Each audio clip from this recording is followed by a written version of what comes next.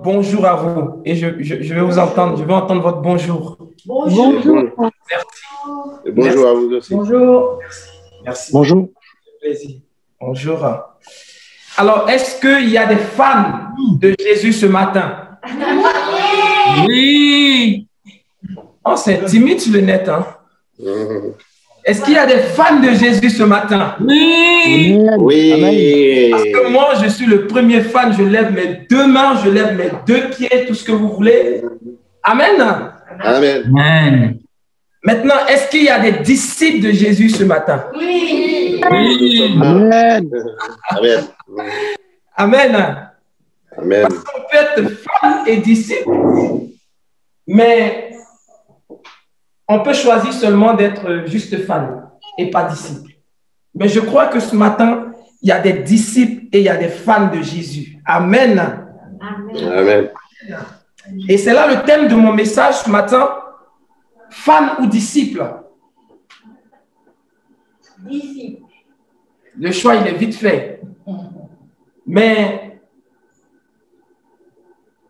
jusqu'à la fin de ce message, je pense que on pourra se situer, on pourra faire une analyse de notre vie et répondre à cette question dans notre cœur. Je vous invite à prendre votre Bible, dans le livre de Marc, chapitre 3.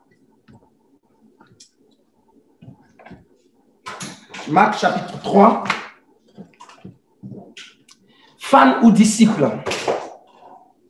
Marc, chapitre 3, les versets 7 à 9. Et ensuite, nous lirons le verset 13 à 17. Marc, chapitre 3, versets 7 à 9. J'espère que vous avez votre Bible où le texte il est affiché. Vous pouvez juste vous mettre un peu sur le côté, s'il vous plaît. Merci. Merci. Je vous en prie. Marc chapitre 3, le verset 7. Jésus se retira au bord du lac avec ses disciples. Une foule nombreuse le suivit, venue de la Galilée, de la Judée, de Jérusalem, de l'Idumée, de l'autre côté du Jourdain et des environs de Tyr, de Sidon. Cette foule vint à lui car ils avaient appris ce qu'il faisait. Il dit à ses disciples de tenir toujours à sa disposition une petite barque afin de ne pas être écrasé par la foule. Je lis le verset 13. Il monta ensuite sur une montagne. Il appela ceux qu'il voulait et il vint à lui. Il établit 12, auxquels il donna le nom d'apôtres, pour qu'ils soient avec lui et pour les envoyer prêcher, avec le pouvoir de guérir les malades, de chasser les démons. Voici le nom des 12 qu'il a établis. Simon, qu'il nomma Pierre, Jacques, fils de Zébédée, Jean, frère de Jacques, auquel il donna le nom de Boanerges, ce qui signifie fils du tonnerre. André, Philippe, Barthélemy, Matthieu, Thomas, Jacques, fils d'Alphée, Thaddée, Simon, le Galanite, et Judas l'Iscariote, celui qui le trahirait. Amen. Amen. Je vous invite à prier pour cette parole. Seigneur, nous voulons te bénir pour ta parole. Merci pour ce moment que tu nous permets de partager, Seigneur, ta parole. Nous te prions de pouvoir, Seigneur, ce matin, labourer notre cœur afin de pouvoir la recevoir, Seigneur, de recevoir ta semence. Fais-nous du bien, Seigneur, mon Dieu. Viens encore parler à notre cœur au nom de Jésus. Amen. Amen. L'évangile de Marc commence avec Jésus en action. Nous voyons Jésus tout de suite commencer à guérir les malades, commencer à faire du bien autour de lui. Et tout de suite, sa renommée commence à s'accroître, sa renommée commence à aller au-delà de Galilée, parce que cela se passe en Galilée. Et sa renommée commence à aller au-delà de Galilée, jusqu'à arriver en Judée, à Jérusalem. Les gens ont commencé à entendre ce que Jésus faisait, ce que Jésus avait, ses paroles, ce que ses paroles apportaient, les guérisons qu'il faisait, tout ce que Jésus apportait, cela a commencé à aller au-delà de Galilée. Sa renommée a commencé à s'étendre. Et donc, forcément, les gens ont commencé à venir voir Jésus, à venir l'observer, à venir voir, témoigner de leurs yeux ce qu'ils entendaient, ce que les gens disaient, les bruits de couloir. Les gens venaient voir Jésus. Et notre texte nous dit que les gens venaient depuis la Judée, depuis Jérusalem. Vous savez, de Jérusalem en Galilée, ce n'est pas la porte d'à côté. De Jérusalem en Galilée, il faut mettre au moins 2 heures de route en passant par l'autoroute 6. C'est une route que nous avons déjà fait, mon épouse et moi. Et donc, ce n'est pas la porte d'à côté. Et j'imagine bien qu'à l'époque de Jésus, évidemment, il n'y avait pas de route. Il n'y avait pas d'autoroute 6. Et donc, on s'est déplacé à dos de chameau ou à dos d'âne ou à pied. Et cela pouvait mettre peut-être des heures, 3 heures, 6 heures, 8 heures ou toute une journée. Et les gens venaient parcourir des kilomètres pendant des jours, pendant des heures pour venir voir Jésus, pour venir regarder, pour venir observer, pour venir se rendre compte d'eux-mêmes de ce qui se passe. Et bien évidemment, toutes ces personnes qui viennent, chacun a ses motivations. D'autres venaient parce que certainement qu'ils avaient besoin de guérison. D'autres venaient peut-être parce qu'ils avaient besoin de paix. Peut-être qu'ils avaient besoin d'être délivrés de quelque chose, d'une situation. D'autres également venaient aussi parce qu'ils étaient simplement curieux de voir ce qui se passait. Qui était ce Jésus? D'autres venaient pour lui tendre des pièges parce qu'on entendait qu'il disait des paroles qui dérangeaient. Et donc d'autres venaient certainement pour lui tendre peut-être des pièges. Et donc chacun avait sa motivation. Chacun avait son objectif en venant à Jésus. Et je pense qu'aujourd'hui encore, ces attentes-là n'ont pas changé. Aujourd'hui encore, ces mêmes attentes n'ont pas changé. Beaucoup suivent le Seigneur. Le nom de Jésus crée beaucoup de choses. Et beaucoup aujourd'hui suivent le Seigneur certainement par simplement curiosité. Beaucoup aujourd'hui entendent Jésus. Et même le nom de Jésus dérange même jusqu'au gouvernement. Beaucoup aujourd'hui suivent peut-être le Seigneur Jésus ou entendent parler du Seigneur Jésus et ils viennent peut-être à l'église ou ils suivent des prédications sur le net juste par curiosité, surtout dans notre situation actuelle où la pandémie a fait que toutes les activités spirituelles se passent sur le net. J'en connais une dame qui disait un jour que elle s'est amusée à aller sur le net juste pour savoir à quoi est-ce que ça ressemble une église, pour savoir l'atmosphère. Donc, beaucoup viennent par curiosité pour entendre Jésus ou pour entendre le message de l'évangile. Certains également viennent parce qu'ils ont un besoin. Et ce matin, peut-être que tu es là, peut-être parce que tu as un besoin. D'autres venaient parce qu'ils ont besoin de guérison. Aujourd'hui, d'autres viennent à Jésus parce qu'ils ont besoin de guérison, parce qu'ils ont besoin de paix, parce qu'ils aiment bien entendre le message de l'évangile, parce que avec toute cette violence dans notre monde, entendre un peu de paix ou entendre un peu de message qui fait du bien au cœur, entendre un peu de message calme de quelqu'un qui parle de la paix, de la joie, ça fait du bien au cœur. Et ce matin, j'aimerais te poser cette question. Quelles sont tes aspirations? Pourquoi est-ce que tu suis Jésus? Quelles sont tes aspirations profondes pour lesquelles tu suis Jésus? Je pense que Marc, dans ce passage, veut mettre une différence entre ceux qui sont des vrais disciples de Jésus et ceux qui sont des fans de Jésus. Ceux qui sont juste des fans de Jésus et ceux qui sont juste des vrais disciples de Jésus. Parce que dans tout ce beau monde, dans toute cette foule, il y a bien des personnes qui viennent avec des attentes, qui viennent avec un cœur disposé, qui viennent avec une certaine attente, qui avaient vraiment soif de la parole de Dieu, qui avaient vraiment soif d'entendre Jésus, qui avaient vraiment soif de recevoir Jésus dans leur cœur. Et c'est tout l'objectif de Marc ici.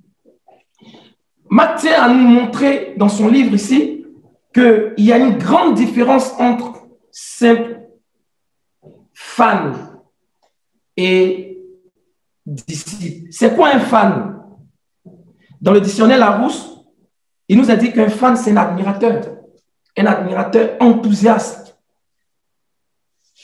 C'est quelqu'un qui est passionné d'une célébrité ou de quelque chose, ou quelqu'un qui a un centre d'intérêt auquel il accorde une grande importance et pour lequel il a une grande connaissance. Un fan, c'est quelqu'un qui est juste conduit par ses émotions, est juste conduit par sa passion, est juste conduit par son enthousiasme. Alors qu'un disciple, c'est vraiment quelqu'un déjà qui est un maître. Un disciple, c'est quelqu'un qui suit les enseignements de quelqu'un qu'il considère comme son maître, comme son enseignant. Un disciple, c'est un apprenti, c'est un apprenant. Un disciple appartient à une école.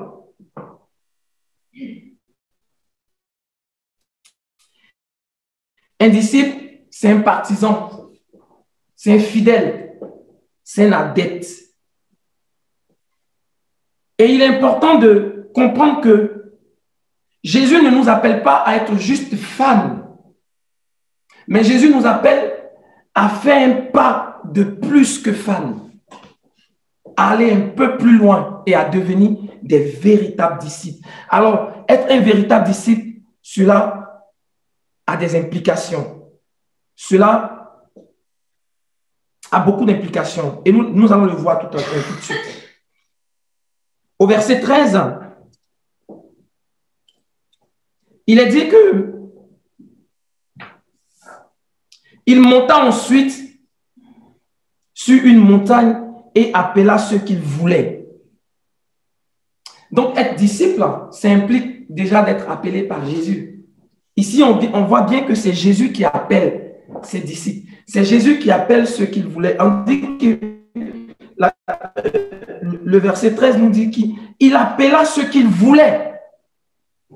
Ce n'est pas les disciples qui choisissent Jésus, mais c'est Jésus qui appelle ses disciples. Ce qui n'était pas courant dans la coutume de l'époque. Dans la coutume de l'époque, au temps de Jésus, un disciple, c'est lui qui choisissait son maître, c'est lui qui choisissait son école. Il y avait beaucoup de doctrines, il y avait beaucoup d'écoles. Et un disciple choisissait d'appartenir, de suivre tel rabbi ou tel maître, de suivre tel enseignement de telle personne. C'est un peu comme quand on choisit son école ou son université auquel on veut appartenir. Mais ici, c'est Jésus qui appelle ses disciples. C'est Jésus qui choisit ses disciples. Et Jésus, il choisit ses disciples sans aucun critère. Il choisit ses disciples de façon libérale. Jésus, il choisit ses disciples. Il est libre de choisir. Il a un choix souverain. Cela nous traduit un peu, nous le met un peu dans le rôle de Dieu. Dieu choisit son peuple. Dieu appelle son peuple à lui. Dieu appelle qui il veut. Et ici, on voit que Jésus se met dans le prolongement de l'œuvre de Dieu, de l'œuvre de la rédemption. Le but de Dieu, c'est d'appeler toute personne à lui, à rentrer dans son plan de rédemption. Et Jésus ici, en appelant ses disciples, se met dans le prolongement de l'œuvre de Dieu. Et la deuxième chose que je tiens à remarquer, c'est que Jésus appelle ses disciples et ses disciples répondent. Ils répondent.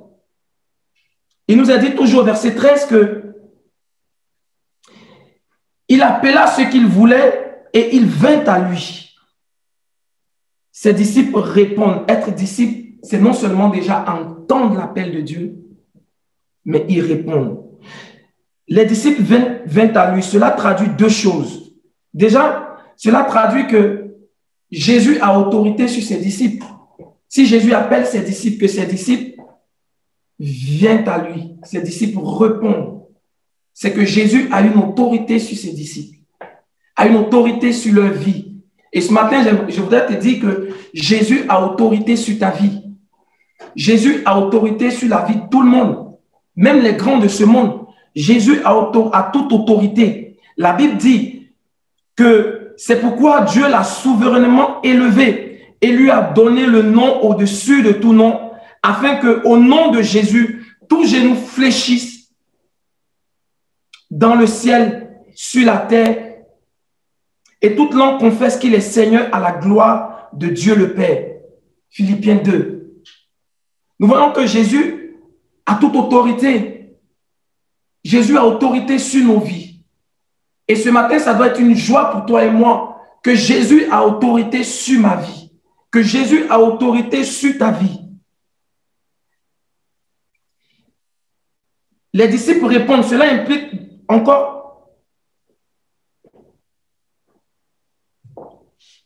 qu'ils ont entendu l'appel de Dieu.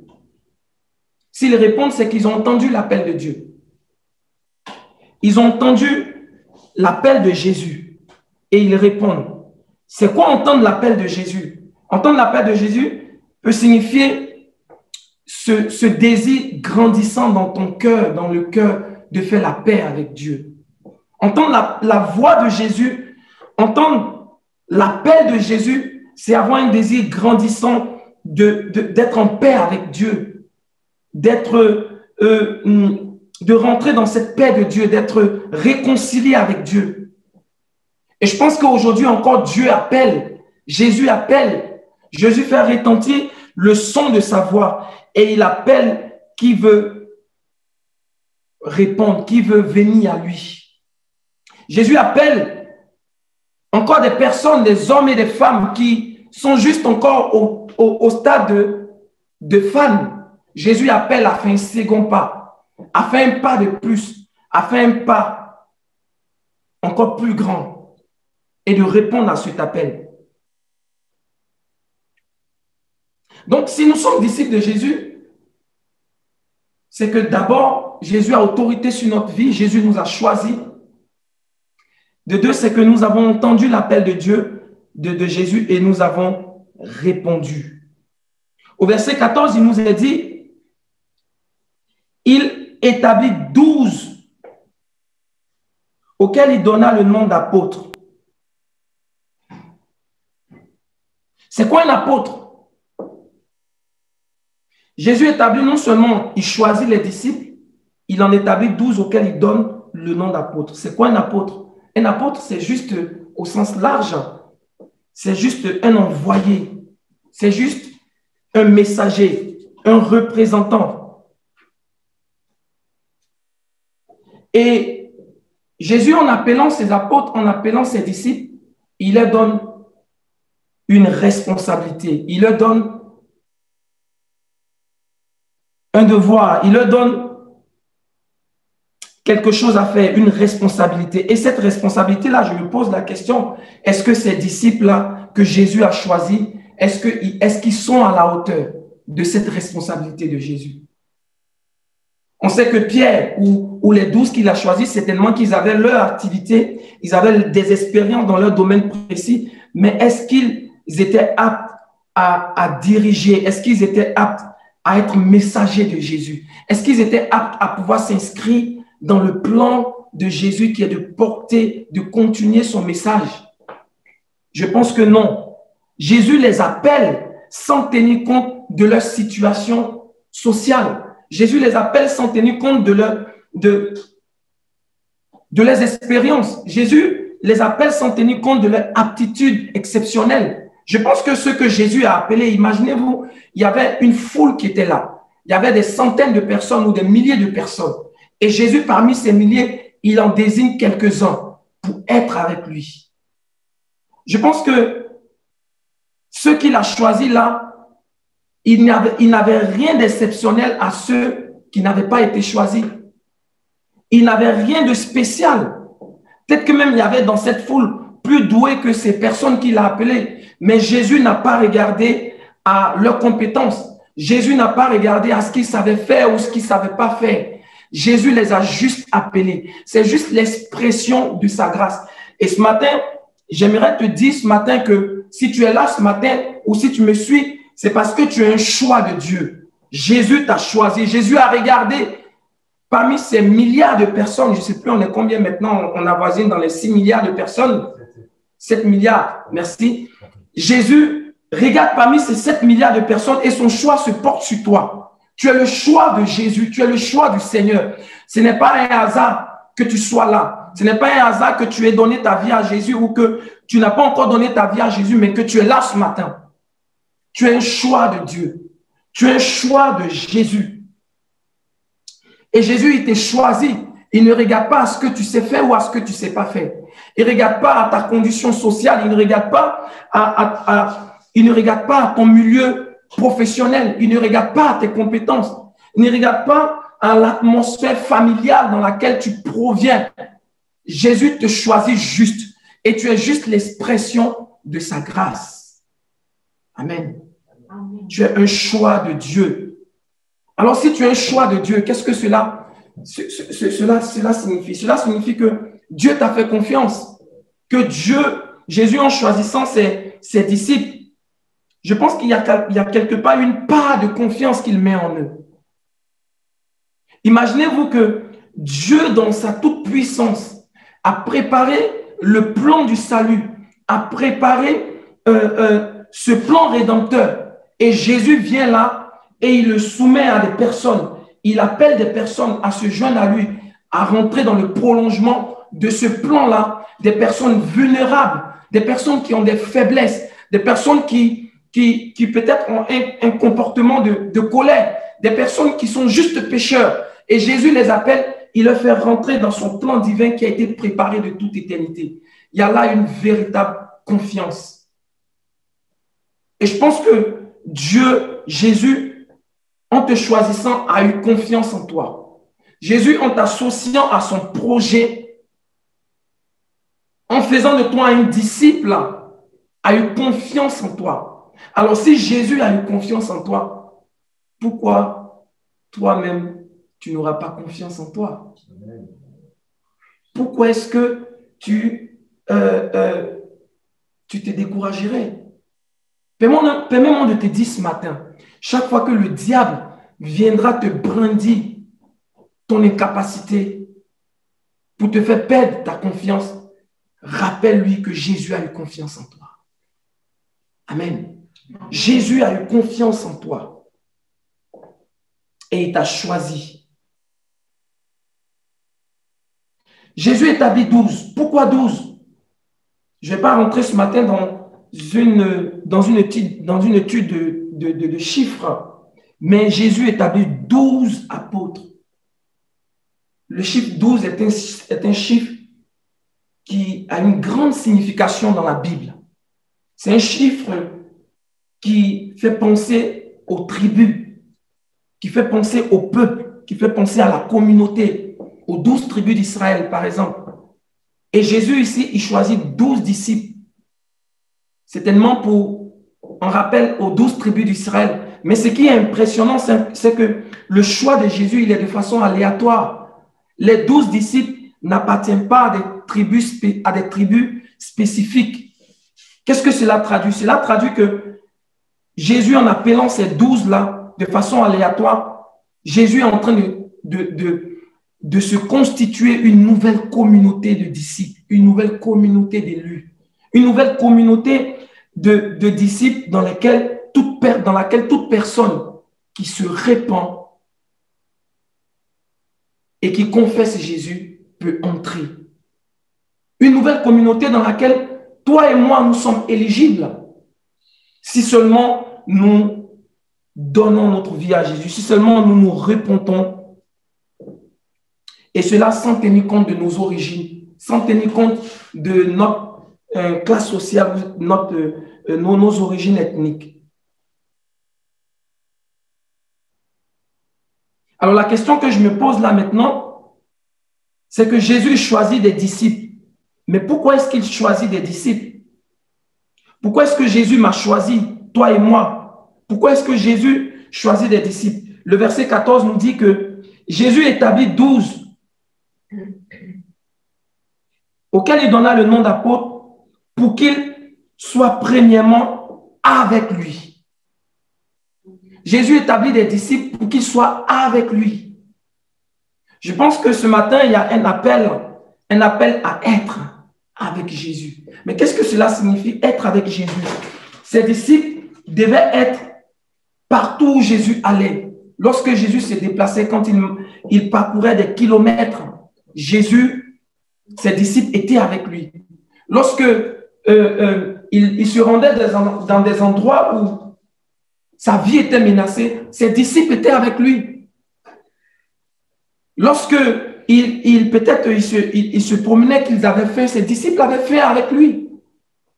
Ses disciples étaient avec lui pour l'écouter, pour l'entendre, pour être formés par Jésus. Nous avons bien vu d'entrée que être disciple, c'est bien le fait d'apprendre. Mais ses disciples étaient avec lui pour apprendre, pour le contempler, pour l'écouter, pour être formés par Jésus lui-même. Et être avec Jésus, ce n'est pas quelque chose de facile. Souvent, Jésus était menacé. Souvent, la vie de Jésus était menacée et celle des disciples aussi. Mais tout cela, les disciples vivaient avec Jésus. Je pense que généralement, nous pensons que lorsque nous venons à Jésus ou lorsque Jésus nous appelle, tout de suite, on doit se mettre au travail. On doit commencer à travailler, à toucher tout en même temps. Non, je pense qu'avant l'appel à faire, il y a d'abord l'appel à être. Jésus veut que ses disciples soient avec lui. Jésus nous veut avec lui. C'est le but ultime pour lequel même qu'il est venu. La Bible dit qu'il s'est dépouillé de sa gloire céleste et il a revêtu un corps terrestre, un corps semblable à notre corps. Et il est venu au milieu de nous. Pourquoi? Pour créer une relation directe avec nous. Et c'est là le but de Dieu, d'avoir cette relation. C'est en cela que la religion chrétienne se diffère des autres religions. C'est que c'est une religion de relation avec Dieu. De relation avec Dieu. Être avec Jésus, c'est avoir des temps d'intimité avec Dieu. Avoir des temps d'intimité dans la prière, dans la méditation de la parole de Dieu. Apprendre au pied de Dieu, apprendre au pied de Jésus. Être là et savourer, contempler la présence de Dieu. C'est de là que vient la force, c'est de là que nous sommes formés. C'est passer des temps de qualité. Et dans la Bible, il y a un exemple très frappant qui me plaît beaucoup, qui est l'exemple de Marthe et Marie. Dans Luc chapitre 10, ça va s'afficher sur notre écran. Luc chapitre 10 nous dit que là, c'est l'histoire de Marthe et de Marie. Comme Jésus était en chemin avec ses disciples, il entra dans un village et une femme du nom de Marthe l'accueillit dans sa maison. Elle avait une sœur appelée Marie qui s'assit au pied de Jésus et écoutait ce qu'il disait. Marthe était affairée aux nombreuses tâches du service. Elle survint et dit, « Seigneur, cela ne te fait-il rien que ma sœur me laisse seule à servir? Dis-lui donc de venir m'aider. » Jésus lui répondit, écoutez bien, Matt, tu t'inquiètes et tu t'agites pour beaucoup de choses. Mais une seule chose est nécessaire. Une seule chose est nécessaire. Et ta sœur Marie a choisi la bonne part qui ne lui sera pas ôtée. Qu'est-ce qui est nécessaire? Quelle est la seule chose qui est nécessaire? C'est d'être avec Jésus, d'être au pied de Jésus et apprendre de lui. Et c'est ce que Marie était en train de faire. Elle avait tout compris. Je pense que c'est la même attitude qu'on fait, on a quand on reçoit Jésus dans notre cœur. C'est qu'on s'agite à toucher à tout. Mais d'abord, ce que Dieu veut, ce que Jésus veut, c'est d'établir une relation directe avec moi et avec toi. De rentrer dans cette relation d'intimité, dans cette relation, dans la prière, dans la méditation de sa parole. Jésus veut communier avec toi. Jésus veut communier avec moi. C'est important de le comprendre. Avoir des temps de qualité, il veut avoir des temps de qualité avec toi et moi. Peut-être que ça fait longtemps que nous sommes peut-être chrétiens, peut-être pour certains, pas longtemps, ou peut-être pour d'autres, commencent juste à peine d'être chrétiens. Et souvent, avec le temps qui passe, on finit par perdre cette atmosphère qui est la présence de Dieu, qui est cette intimité de Dieu. On est dans un monde dans lequel on est appelé à courir à gauche et à droite chaque jour. On court derrière le temps. Mais au milieu de cela, Jésus nous appelle à avoir des temps de qualité et d'intimité avec lui.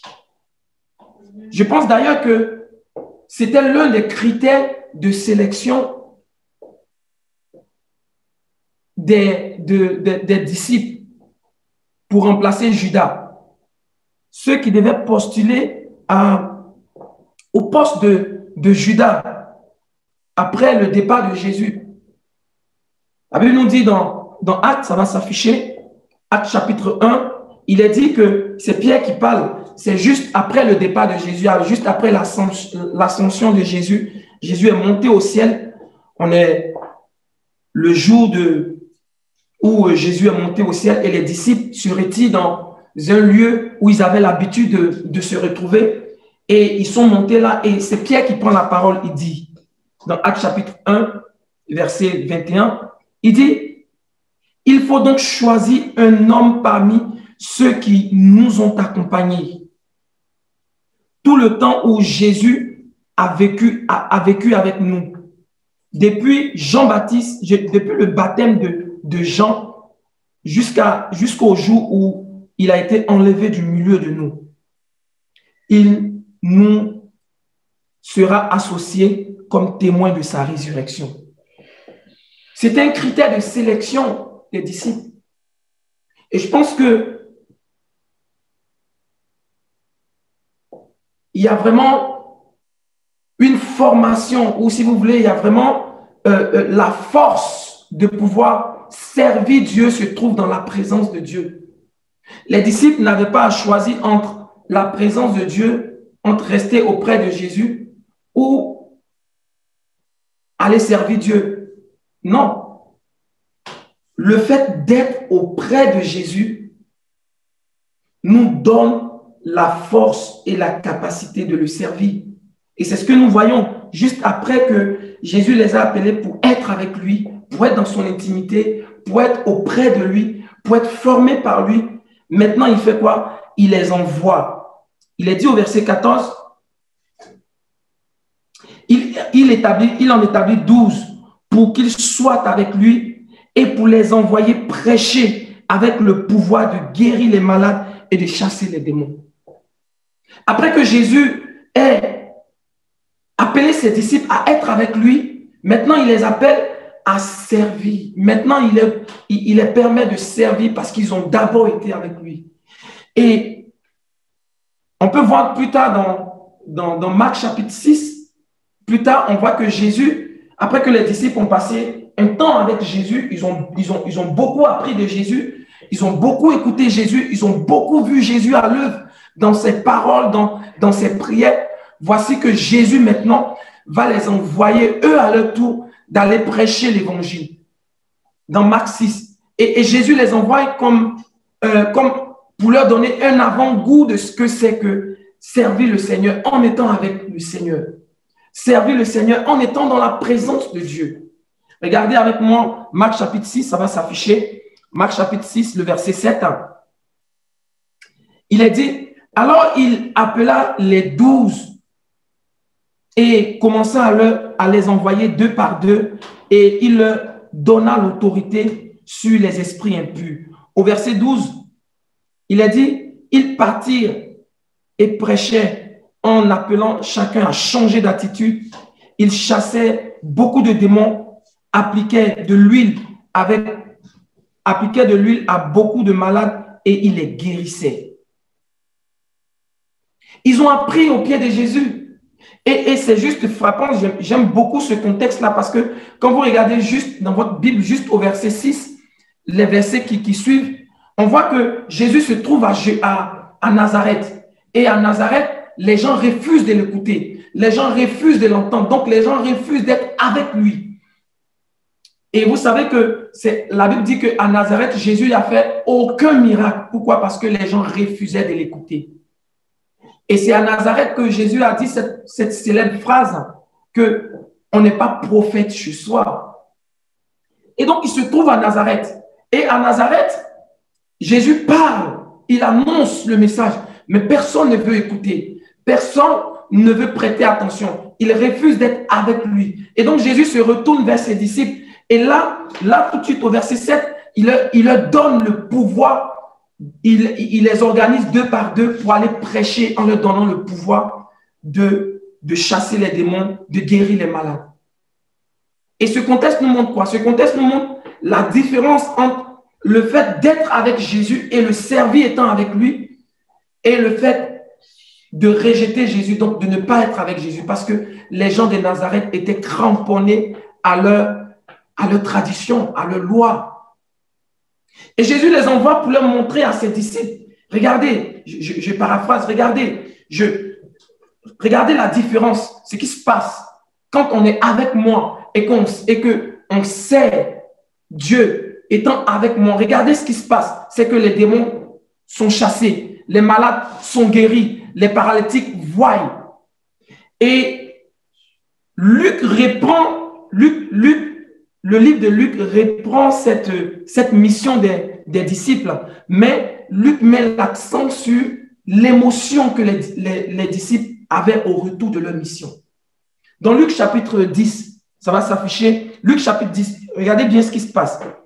Les 70 revinrent, tout joyeux, et dirent, Seigneur, même les démons nous sommes soumis en ton nom. Jésus leur dit, je regardais et je voyais Satan tomber du ciel comme un éclair. Voici, je vous ai donné le pouvoir de marcher sur les serpents, sur les scorpions, sur toute la puissance de l'ennemi, et rien ne pourra vous nuire. Cependant, écoutez bien, cependant, ne vous réjouissez pas de ce que les démons vous sont soumis, mais réjouissez-vous plutôt que votre nom est écrit dans les cieux, dans le ciel. Réjouissez-vous de ce que vous êtes avec moi. En d'autres termes, c'est parce que vous êtes avec moi que ces choses arrivent. Amen. C'est parce que vous êtes avec moi que vous expérimentez ces choses. Et il continue pour dire, à ce moment même, Jésus fut rempli de joie par le Saint-Esprit. Jésus fut rempli de joie par le Saint-Esprit. Et il dit, je te loue, enfin je te suis reconnaissant, Père, Seigneur du ciel et de la terre, de ce que tu as caché ces choses aux sages et aux intelligents et que tu les as révélées aux enfants. Amen. Oh oui, oh Père, je te suis reconnaissant car tu l'as voulu ainsi. Amen. Amen. Il y a une grande différence entre être avec Jésus en le servant et simplement servir sans la présence de Dieu. Ce n'est pas le but de Jésus. Et l'une des paroles, l'une des dernières paroles de Jésus, souvenez-vous, l'une des dernières paroles de Jésus quand il montait au ciel, l'une de ses dernières phrases qui résonne encore aujourd'hui dans mon cœur, qui disait « Je suis avec vous jusqu'à la fin du monde ». Mais c'était le but de Jésus, d'être avec nous. Il n'y avait pas autre but pour lequel Jésus est venu sur la terre. C'était pour être avec nous, pour nous sauver, pour être dans cette relation avec nous. Et on ne peut pas être disciple de Jésus, être dans le prolongement de son message sans cet appel à être avec Jésus dans son intimité. Jésus nous appelle, c'est parce que, écoutez bien, c'est parce que l'équipement, je dirais, l'équipement pour la mission que Jésus nous confie se trouve dans sa présence. Jésus nous appelle à être des disciples pour proclamer l'évangile, pour servir Dieu à notre niveau, dans ce que Dieu nous a donné comme don à le servir. Mais la capacité de mettre cela en exécution, de servir Dieu de façon efficace comme un vrai disciple de Jésus, se trouve dans la présence de Dieu, se trouve dans la relation avec Jésus. Amen. Je termine sur ce point pour dire que devenir disciple de Jésus ne signifie pas changer de personne, ne signifie pas devenir une autre personne différente de l'être que Dieu nous a créé. Devenir disciple de Jésus ne signifie pas être un super-héros. Non. La Bible nous cite le nom des disciples que Jésus a choisis. Et je pense que c'est de façon exprès que la Bible nous cite pour que nous voyions ces noms-là au travers de l'Évangile, au travers de tout l'Évangile ou de tout le Nouveau Testament. Comment est-ce qu'ils ont vécu après que Jésus les a appelés à lui. Jésus a appelé Pierre, juste pour prendre peut-être le personnage Pierre. Jésus a appelé Pierre, venez à Jésus. Il a appris au pied de Jésus. Et pourtant, Pierre a dû rechuter, était tombé, il a même régné le Seigneur.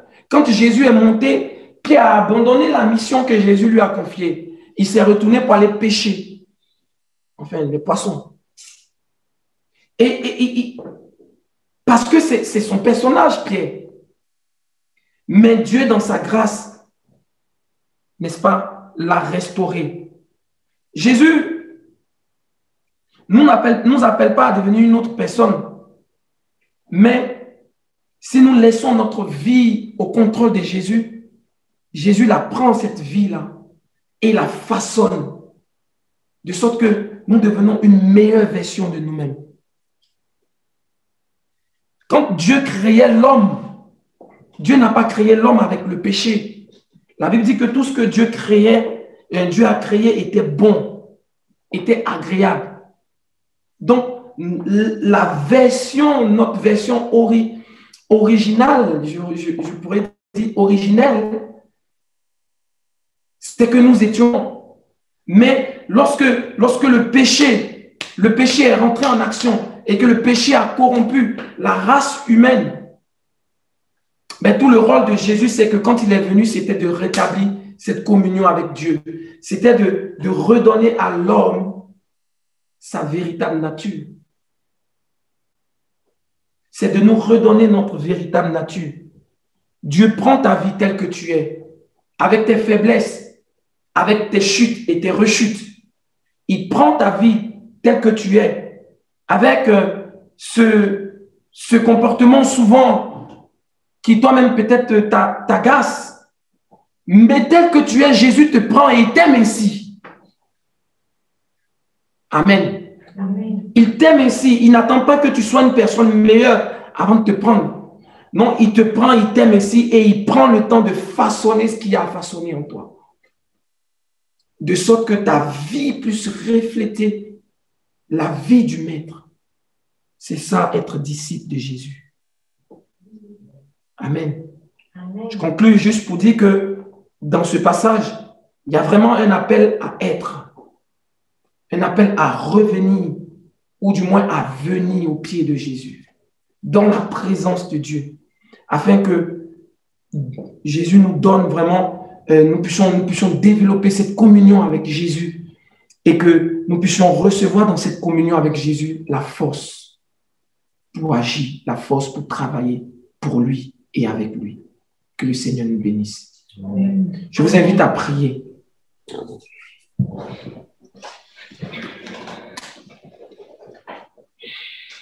Merci Seigneur. Peut-être qu'il y a longtemps que tu as perdu la présence de Dieu et que tu as besoin que Jésus vienne restaurer sa présence en toi. Peut-être qu'il y a longtemps que tu vis une vie de désert comme nous l'avons chanté dans le dernier chant et que tu as besoin que Jésus vienne rafraîchir ton désert. Le Seigneur veut vraiment souffler sur nos cœurs ce matin afin de restaurer cette communion à laquelle il nous appelle. De restaurer sa présence dans notre cœur, dans notre vie. Et j'aimerais prier pour toi ce matin. J'aimerais prier pour nous ce matin.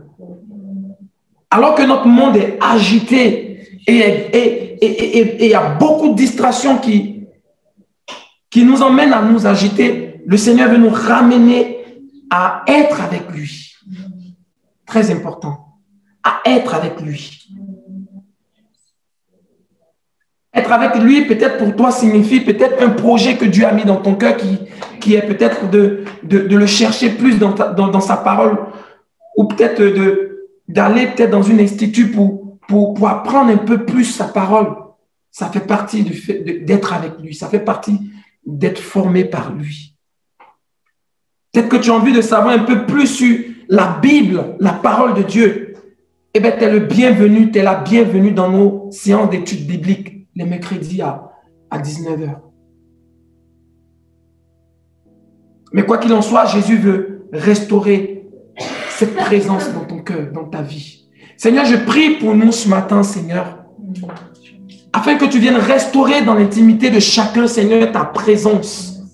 Ta présence qui nous donne, Seigneur, les capacités, les aptitudes, Seigneur, à te servir. À être efficace dans l'œuvre à laquelle tu nous appelles, Seigneur. À ne pas, Seigneur mon Dieu, qui nous donne, Seigneur, le pouvoir, Seigneur, sur toute situation. Et ce matin, j'aimerais te rappeler que tu as le pouvoir de chasser les démons, le pouvoir de prendre autorité sur tout esprit à cause de ce que tu es disciple de Jésus, à cause de ce que tu as répondu à l'appel de Jésus. Merci de restaurer nos cœurs, Seigneur. Merci de restaurer nos vies, Jésus. Merci de renouveler ta présence dans nos cœurs, Seigneur. Dans nos dévotions avec toi, Jésus. Merci de venir souffler, Seigneur, de ton esprit sur nos cœurs, Seigneur. Et que nous cultivons, Seigneur. Nous ayons cette mentalité de cultiver ta présence jour après jour. De cultiver, Seigneur, la communion avec toi jour après jour, Seigneur. Viens renouveler les forces ce matin. Viens renouveler les forces ce matin, Seigneur. Viens renouveler les forces ce matin, Seigneur. Nous voulons être des bons disciples, Éternel.